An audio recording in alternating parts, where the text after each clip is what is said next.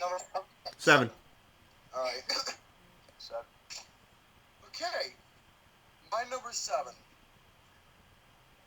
I'm gonna tell you all. My number 7 is the greatest. God, that's gonna shit out of me.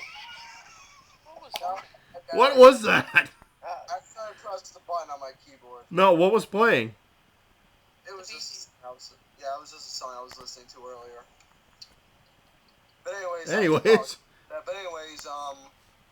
My number 7, the greatest Intercontinental Championship match of all time, between Ricky the Dragon Steamboat and Macho Man Randy Savage at WrestleMania 3. Very good. That match, holy hell, that was a complete amazing, one of the best Intercontinental title matches I've ever seen, with Randy Savage as champion. And the way those two were going at each other, back and forth competition, and I believe Macho Man hit the elbow drop twice on Steamboat. He did. Elbow drop twice, and Steamboat kicked out both at 2. And the way that it ended, I believe Steamboat hitting the flying cross body on Macho Man Randy Savage that way. Win the title 1, 2, 3. Steamboat deserved it. He deserved the Intercontinental Championship fully. I mean, just the way that match was going from beginning to end, it was amazing. I loved it. That's why, pretty much in simple words, that's why it's my number 7. All right, Jerome. I wonder if that's gonna be on my list. Oh, me too. My number 7 is also one of the best Intercontinental titles ever, and it is the ladder match for WrestleMania 10 between HBK and Ayo Chico. Hey, yo. Yup, you put it, speaking of, mocking that guy right there. Yeah. Basically, you guys covered everything that needs to be said. You know what's funny? Ramon, when he was walking during his entrance, he walked underneath the ladder. That's usually bad luck. Yeah. And it pulled off for him. But, yeah, you pretty much said what needs to be said. It is, to me, the best ladder match of all time because it was the most influential. So that is my number 7. Whoosh. Well, my number 7, believe it or not, is another Randy Savage match. Alex get paired. Well, I mean, because this one was a battle between two great ones as well, and between two Hall of Famers, and not only that, but it was at a pretty good WrestleMania, but it was a battle between Randy Savage and Hulk Hogan. Oh, from 5. Yes. Yes. The Mega Power. Explode. Yep. After you had the Mega Powers, and then you have them facing off against each other in a really good match at WrestleMania 5, and I remember seeing it because it was good, and I'm a big fan of both of them, and I definitely thought it was great. It was very good. It was phenomenal. It was fabulous. There you go. It was extraordinary. It was exquisite. It was fabulous. It was. You already said fabulous. I did not. It was extraordinary. Yeah, whatever it is. It Okay. was stupendous. It was super duper, and that's why it's my number 7. God damn. You just had to mention that big purple bastard. Well, look who's wearing purple. Macho Man. I know. It's not Barney the dinosaur. I know that. I know. Alright, Alright, I gotta get my list all together. Hold on. Barney the dinosaur. Fuck that guy. My number 6 is probably the most underrated WrestleMania match of all time. From WrestleMania 8 and features 2 of the absolute best of the Golden Era. Rowdy Piper versus Bret Hart at WrestleMania 8. That is the most underrated match. The most underrated match in WrestleMania history. Yep, absolutely. Absolutely. These two guys put on a freaking phenomenal match. And in my opinion, it was the best match of that show. Sorry, Steve. Between that one and the Randy Savage match, it's hard to determine But yeah, I can see your point. These two went at it. I think Bret Hart was bleeding throughout a portion of it. Portion of the match. He was bleeding. Something like that, yeah. And the ending where they did the turnbuckle, he came back, got the 1, 2, 3 from the, I believe that was a Northern Lights suplex. I'm not sure. Yeah. No, what happened was Roddy Piper had the sleeper hold on, and Bret Hart, the only way he got out of it is he used his feet to kick up on the turnbuckle, and he kind of did like a kick flip off the side. Yeah. And thus caused him to roll Piper up in his own lock for the pin. Pretty clever. Yeah, pretty awesome. Pretty awesome finish. Amazing, phenomenal match. Definitely the most underrated WrestleMania match of all time. Roddy Piper with the bell, gonna smack him with it. He hit him with the bell. That's why it's my number 6. Number 6. Okay, you mentioned that the Ultimate Warrior was the best, best match Randy Savage. To me, this is the best Warrior match ever. Title for title, the Ultimate Challenge. Hulk Hogan and the Ultimate Warrior at WrestleMania 6. Okay. I think, is it, other than Roman Reigns? No. Was this the Ultimate Warrior's very first title match ever? For the WWF title? I don't think so. No. Was at WrestleMania? At WrestleMania? No, I don't think so. Oh, I thought that was his first one. I'm pretty sure he got like one on Saturday Night's Main Event one time. Oh, okay. But anyway, yeah, this was like a face versus face dream match, These were two guys who were at the peak of their level. And, once again, Fruit Loop Dingus, take notes. Hogan put over Ultimate Warrior clean. Clean. Mr. Clean. Yeah, look at Mr. Clean. I'm bald ass son of a bitch. And you're Jack, so you are Mr. Clean. So yeah. Where's my bleach at? Where's your magic eraser? But yeah, back and forth action. Testing toilet paper. TP.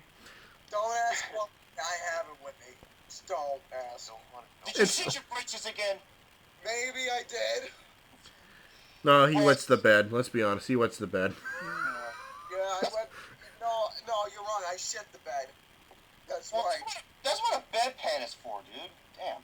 Anyway, Hogan versus Ultimate Warrior. Two behemoths clash against each other. Awesome. Guys going Christy. Awesome match back and forth, and this was a dream match that pulled off. That's my number 6. All right, Gary.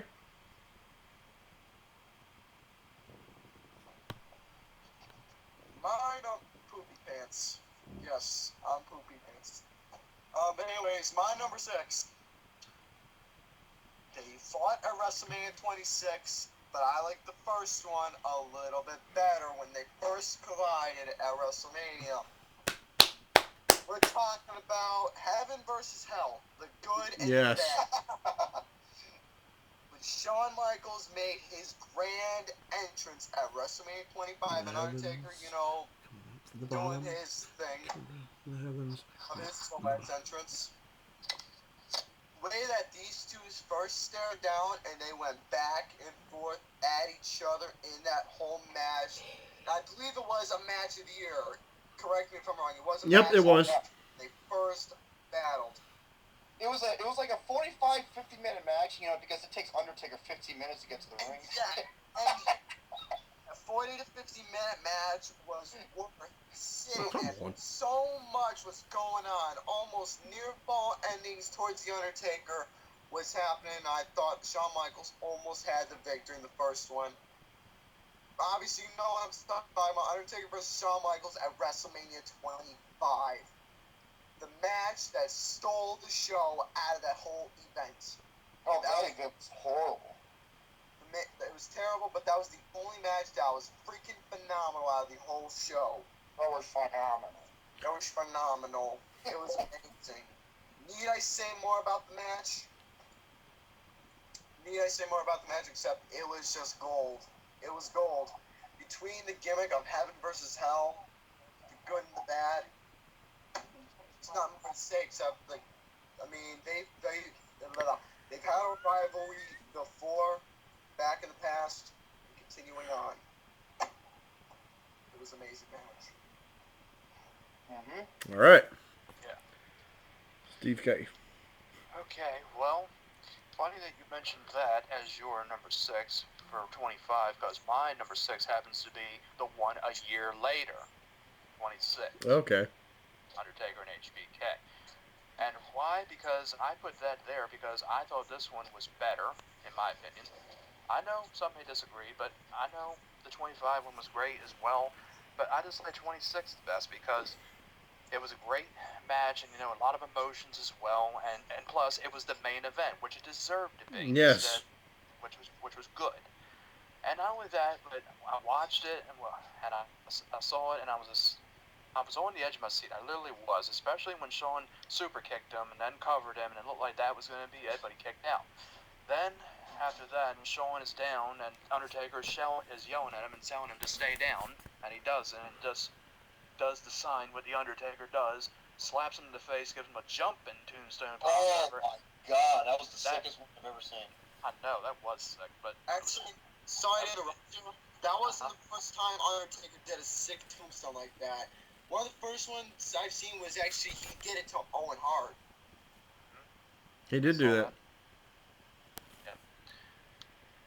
Yeah, but a great main event, it really was, and it was definitely one of the best, and that's why it's my number 6. All right. Moving into the top 5. Man. On the light. Okay. Moving to the top 5. My number 5 is, it's Gary's number 7, I think. Yeah, Savage Steamboat from WrestleMania 3. Greatest Intercontinental Champion. Hold that thought. You said that's your number 5? Uh-huh. That's also my number 5. Well, we agree again with Jerome, ladies and gentlemen. Everybody, Jerome and me, Alex, put him the grace. Oh my God. We agree again, once again. This match, from beginning to end, bell to bell, was... It's great. This is the reason why Randy Savage was such a beloved wrestler. I'll tell you why. He was all about being a perfectionist. He will do the sets over and over and over again until it was perfect, until they got it right. Yes. That's why Randy Savage was so crafty. He was so technical. And he knew how to be charismatic with his own body language and his mannerisms. And that is why he's so beloved. And this match proves that this is not only his best match, this is the best Intercontinental title match ever. Easily. Yep. Easily. Sorry, Honky Tonk Man. Randy Savage is the greatest Intercontinental champion of all time. I still think I think Chris Jericho is, personally. I think Razor Ramon is. I think Razor Ramon's a good Right. Anyways, Steamboat, he was only in the WWF for only a little bit. Only a little bit. He was an NWA, right? Then he went to NWA after this, and then he came back as a fire breather. Honestly. But this match, altogether, 5 stars, classic. It was, it's easily the most beloved Intercontinental Championship match of all time. That's why it's mine and Jerome's number 5. According to Austin, it would be a 6 out of 5. Prime.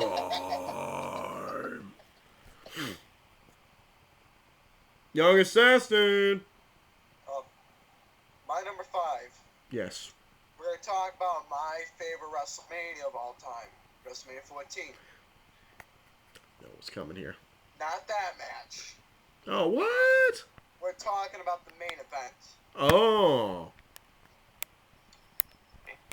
Talking about Stone Cold Steve Austin and Shawn Michaels for the WWF Championship with, you know what I'm talking about, with, you know who on, a special enforcer. Where he was... Man, I'm not what you're talking about. Who don't want my time? Over there. Oh, shit.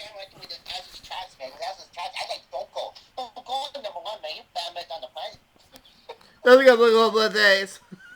The match, the way that those two were going back and I'll rip his ear off. back and forth back. It's amazing. Just loved how those two, the built up for the rivalry.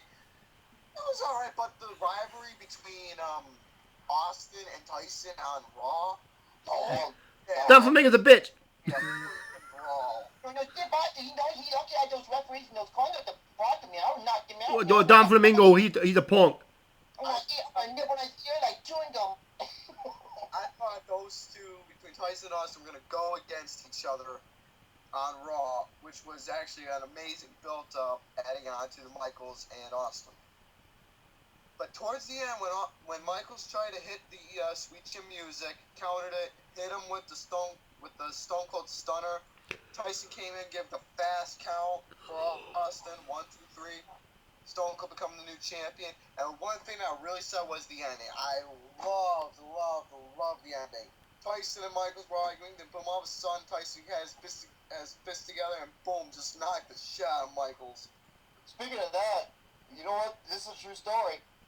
If Michaels did not put over Austin, Undertaker was going to put his tape on his hands and beat the shit out of Michaels. That is true story. That is true. Jim Cornette even confirmed that. Yep. Anyways, that's why it's my number 5. Okay. Jim Cornette, Oh man, the Skype connection. Steve K. Okay, well, my number 5 is what you fellas have already mentioned, and that is the Undisputed Intercontinental Ladder Match. Yes. Razor Ramon and Shawn Michaels, WrestleMania 10.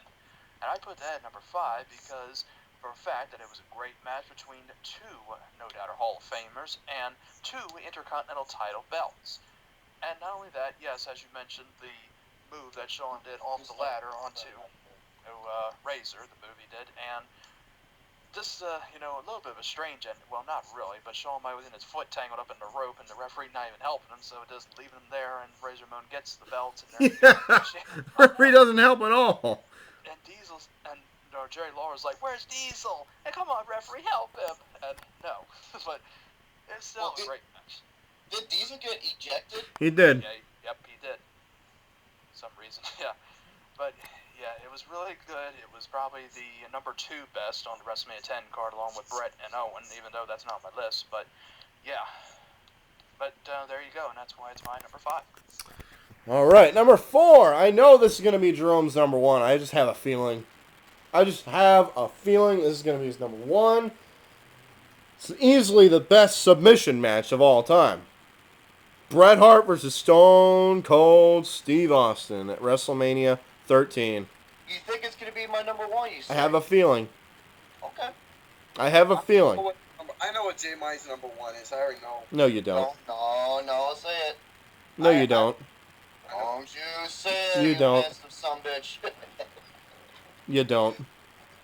Yes. But this match, I'm going to say, amazing. Yep. It is amazing. You got Ken Shamrock as a special guest referee. And he was looking jacked. As hell. You got Stone Cold Steve Austin, who came in the match as a heel. You got Bret Hart, who came in the match as a face. After the match, Bret Hart left as a heel, and Stone Cold left as a face. You want to talk about bringing legitimate to like a matchup? Ken Shamrock, back then he was the freaking man in the UFC. Mm-hmm. Okay, bring an actual legitimate fighter into the submission match. Yeah. And of course, oh my God, I wish I had this a poster of this and had a picture. With Stone Cold with the blood in his face. Oh, that's so epic, man. It was phenomenal. And why was it so good? Because it didn't come off as a wrestling match. It came off as a fight. Yes, it was a fight. Yeah. It was a fight. And the best part of it is, Austin didn't tap out. He didn't tap out. He didn't submit. Bret strong, and it made Austin strong. Oh, by far. Easily. And you know what? If it wasn't for that match, WrestleMania 13 could arguably be the worst WrestleMania ever. Oh, easily. Easily, without question. Without a question. So, simply put, I don't really need to explain because everybody knows how amazing that match is. That's why it's my number 4. Excellent. Okay. Gary? My number 4, I only got a few words. End of an era. All right. Undertaker Triple H WrestleMania 28. You've all summed it up already earlier. Just 3 wrestlers in a ring from an amazing, pretty much the best decade ever between Undertaker, Triple H, Shawn Michaels, a special guest referee. The way it was going, I mean, yes, the only flaw was not as many weapons. I mean, it was a sledgehammer, chair shots, steel steps, I believe. No steel I mean, steps. not many weapons, but hey, it was an amazing fight. The way it ended, I mean, the way Shawn Michaels gave the super kick to the Undertaker, then Triple H pedigree the Undertaker. Thought it was over there, but no, it wasn't. Plus the emotions, the storytelling that led up to the match was freaking outstanding. The storytelling to it, the ending of it. I mean, yes, obviously Undertaker got the win, but the way all 3 of them left the ring, an outstanding ovation of a crowd. Given what was it? Oh, what was it that the crowd did? Standing ovation. A standing ovation to all 3 men. And once in a lifetime, take notes from End of an Era. You get once in a lifetime. This show's right here, a match that ended in a phenomenal decade. Standing ovation. And it should have been the main event. Yeah. Have been the main event. I say this till the day I die. I think Undertaker's matches should main event WrestleMania. It should. Because you should. So So yeah. and, that's my number 3. Or not number 4. Right. All right, Romy boy. My number 4 is the same number as my favorite matches of all time at number 4, and that is The Rock versus Hulk Hogan at 18. Ah. My number 2. Now, this is Hulk Hogan's first WrestleMania since WrestleMania 9, right? Yeah. I'm guessing. Yep. Uh-oh, Skype. No, it is. Okay. I thought the Skype match was right, and Hulk Hogan comes out, as NWO, huge pop. And The Rock comes out, and the thing is, The Rock, people were starting, like ranting on The Rock a little bit, so The Rock goes back to his heel antics, and it worked. And you want to talk about a stare down or a face off? That moment when they got into the ring, and they did their stare off, it was just gold. I mean, I don't think other than the End of an Era match, have I ever heard a crowd going this berserk. Oh yeah. And Hogan. Oh man, he looked amazing in that match. I'm not talking about wrestling match, but physicality. He looked huge. Oh yeah. He looked like in 1994 when he was off the juice, and look what he looked like that match. Hell of a difference. And we did talk about a missed opportunity with Austin and Hogan. However, The Rock vs. Hulk Hogan, it's still a classic. And Easily. that should have been the main event, not Jericho and Triple H. Oh hell no. Oh God! So that is my number 4. All right. Alright, well, funny thing about my number 4, because I originally had my number 4 at the end of an era, but I decided to change it. So I changed it to Stone Cold versus Bret Hart WrestleMania 13. There you go. Yes. I just had to do that because, for one, I remember watching this as well when we used to, when you used to order pay-per-views back in the day. Yeah, with the box. Yeah, the cable box. Then, and you had to call your local cable company. And I want to buy WrestleMania. Yeah, and it'd be like $40-some for WrestleMania, or $30 for the regular ones, like Royal Rumble or whatever, something like that. And yeah, I remember watching it, but the one I was looking forward to was the main event, The Undertaker and Psycho Sid. But Stone Cold and Bret Hart blew me away. I mean, when I saw that, and I saw Stone Cold get busted open on the head with the ring bell, and I was just like, oh my God. And Psycho Sid. I know, but and then when he puts him right into the sharpshooter, and looks like he was really going to tap out for sure, and then he almost broke the sharpshooter, but then he put him back in, and just, of course, the face of him with the blood coming down his face, and kind of looks like that he's going to tap out, but does he? Nope, he just passed out. That was it. But and of course, as you mentioned, the first double turn where Stone Cold goes from heel to face, or baby face, and Bret Hart goes from face to heel. First time ever. The first time ever at a WrestleMania. But there you go. And that's why that I have that as my number 4. All right, number 3 for me is going to be the greatest opener of all time. Hart, Bret versus Owen. I am not a nugget. I am not a nugget. I'm a Blackheart, damn it. A soul survivor. Woo! I'm going to kick his leg out of his leg. I'm going to kick his leg out of your leg. Yeah, what more can I say about this? It's the best opener of all time. Yep. The right guy won, I think. Yes. Yes, I really think Owen Hart deserved the win. Not only that, he should have been the champion. He should have won at SummerSlam in that cage match. Yes. And that way he would have stayed undefeated against his brother. Yeah, pretty He much. would have stayed undefeated. And it would have been great. It's like, you can't even beat your younger brother, Bret. I am the superior Hart. Would have been awesome. But seriously, though, this match is easily the best opener of all time of a WrestleMania. Yep. And, simply put, you guys Jerome pretty much explained why. That's why it's my number 3. Gary. Alright, my number 3. You guys mentioned it before multiple times, all 3 of you. Now it's my turn to mention it. My other favorite, pretty much the other greatest Intercontinental Championship match of all time, same pay-per-view, WrestleMania 10, between the Heartbreak Kid and the Bad Guy. There you go. There you go.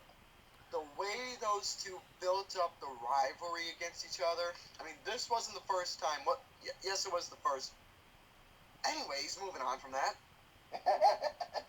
I was just gonna say that I believe this was the first time that these guys have fought each other in a ladder match.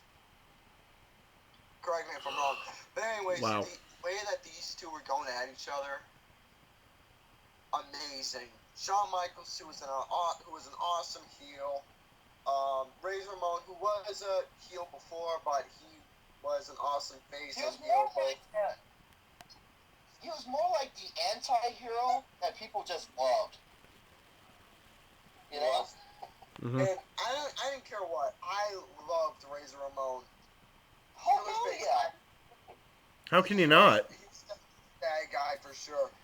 And plus, the signature splash that Shawn Michaels did off of the ladder onto Razor Ramon was just simply gold. Perfect. Undisputed Intercontinental Championship, Shawn Michaels getting the win. I mean, need I say more because all 3 just covered it already. I just wanted to add my final few cents, and that's why it's my number 3. That's right. Razor Ramon got the win.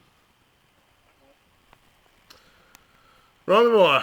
You're number 3. Numero 3. My number 3 is the one you thought was going to be my number 1. Really? Yes, it is the submission match. You said it's your favorite match of all time. No. One of your favorite matches of all time. That's one of my... No, I'm doing the... Okay, there's a difference between a favorite okay. and best. That's... Yeah. Gotcha. So my number 3 is Austin versus Hart.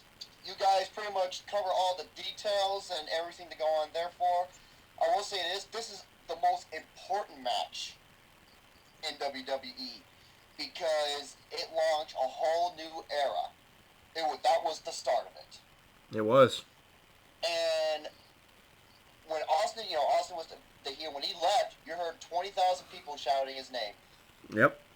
And you never hear that ever again. And that's never happened. I don't think it never will happen.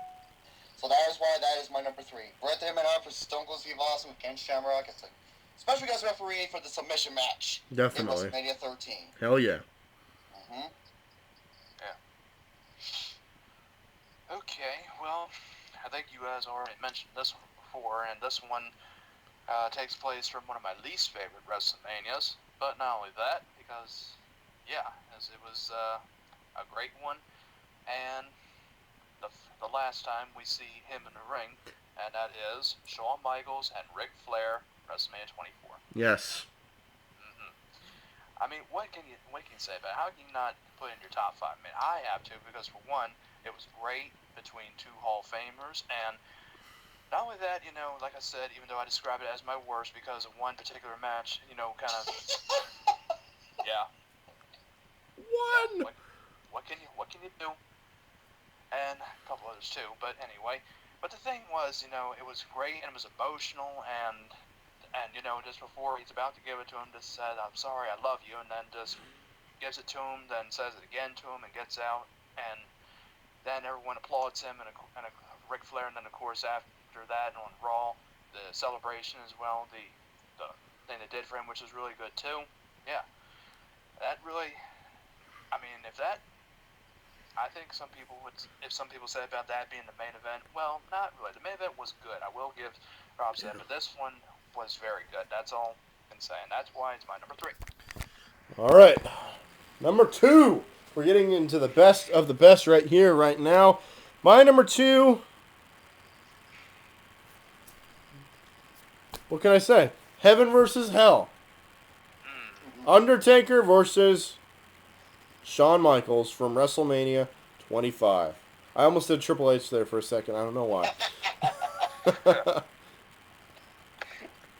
Yeah, but Shawn Michaels' entrance, lowering from the rafters, thinking he's like the savior of the WWE.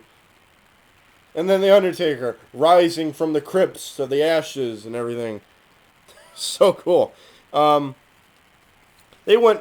This match went from tombstones to choke slams to sweet chin musics to Undertaker almost freaking breaking his neck, diving over the... Even the cameraman's a bad actor. Into the cameraman. Even the cameraman's a bad actor. That's right, my dad would say that. Breaking the announce table. Shawn Michaels doing the elbow drops. I think he was going for like a moonsault or something, and the Undertaker caught him. He caught him. He tombstoned his ass. Tombstoned his ass. He But did. But I will say, the best part about this match, the near falls and the expressions of the crowd. Like, oh my God! It's not over yet! It's just, oh my gosh, it was unbelievable. Remember watching this live? Oh man, it was great. What more can I say? It's one of the best matches of all time. It's great. It's so great. That's why it's my number 2. My number 2, Alex, I think this is just my opinion. I think this is your number 1. Because I know you are a big fan of both of these guys. We're talking WrestleMania 12. 60-man Iron Man match between Shawn Michaels and Bret the Hitman Hart. That match was gold. That's just the word I can say about that match. It was gold. Shawn Michaels making his grand entrance. So much technical moves between both guys. And plus that sweet chin music that Shawn Michaels gave to the timekeeper, I believe it was. That was hilarious. Yeah, the way that those two were going at each other, I mean, no man picked up a pinfall at all throughout the whole 60 minutes until towards the end of the match where Bret Hart had Michaels in the sharpshooter. He did not tap out. And you clearly thought he retained the title, but no.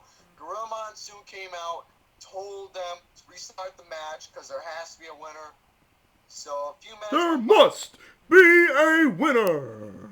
Just hit Bret Hart with sweet chin music. 1, 2, 3. The boyhood dream has came true. Shawn Michaels winning the WWF Championship. Oh my God, I love the thing. It was a gold match, a gold ending, and what pretty much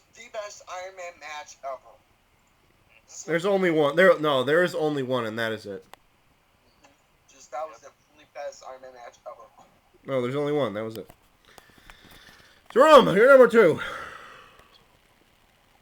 My number 2 is my favorite match of all time. The end of an era. You're number 2? Wow. No, well, because we're covering the best.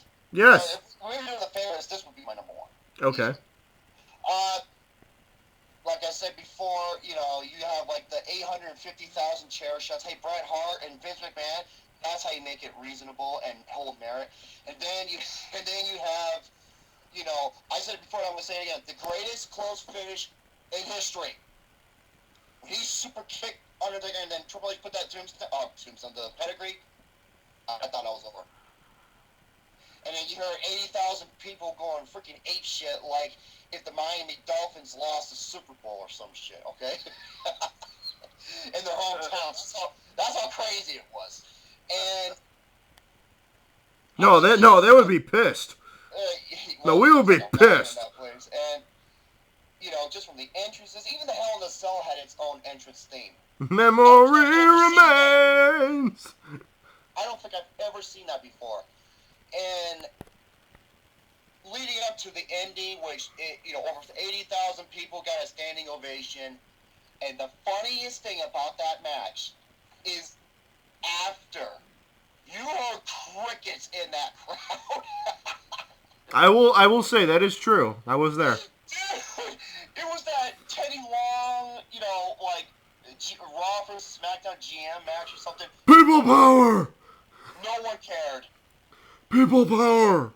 I'm like, how are you going to follow that? With You're that. not going to follow that, ever. So that is my number 2, is the end of an era. Once again, once in a lifetime, yeah. Bullshit. Yeah. Bullshit! Oh, shit!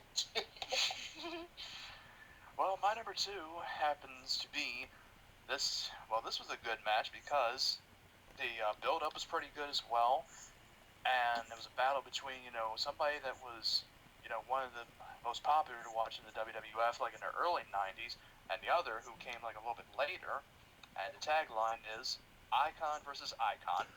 Hogan versus Rock. That's right, that's my number 2. Now, here's the thing. I mean, when I saw this thing, like how this built up, I remember seeing like The Rock was like in an ambulance or something. The NWO came. Oh, yeah. This big, huge truck or this 18-wheeler like crashed right into it. I mean, I was like, holy shit. I mean, then they set up the match, and The Rock issues the challenge, and like everybody's just saying, like begging and saying, just say it. And JR's like, make up your damn mind. So finally, just says yes. So The Rock just sends him a message and says, not as much as you, brother, and gives him the rock bottom. And there you go. But I mean, I thought for sure, he would have his real American music. I didn't think he was going to come out with the NWO music, but he did. But it still was a great entrance. He got a huge pop. The Rock got a mixed reaction because The Rock was the face in it, and Hogan was the heel, I guess, in it. But here's the thing about Canada. Canada loves Hulk Hogan, dude. Yeah. Yep. Oh my God, he's so beloved. Oh. Yep. Anyway, but the moment when Hogan did that leg drop, for the first time, like, since WrestleMania 9, and everybody's going so crazy because he's hulking up and he's just doing it, and Jerry Lawler's just behind himself going, ha! And then here comes the leg drop, and he's like, look at that, he did it! And I thought that was it right there, and I thought he was going to win it, but no, he kicked out, and then I was like, damn, I thought that was it. But it was just great, and then especially seeing him, doing his thing he used to do, what he used to do and all that. But yeah, I mean, and then he just turned face, and there you go. But that's why I just thought it was the best, and why it's my number 2.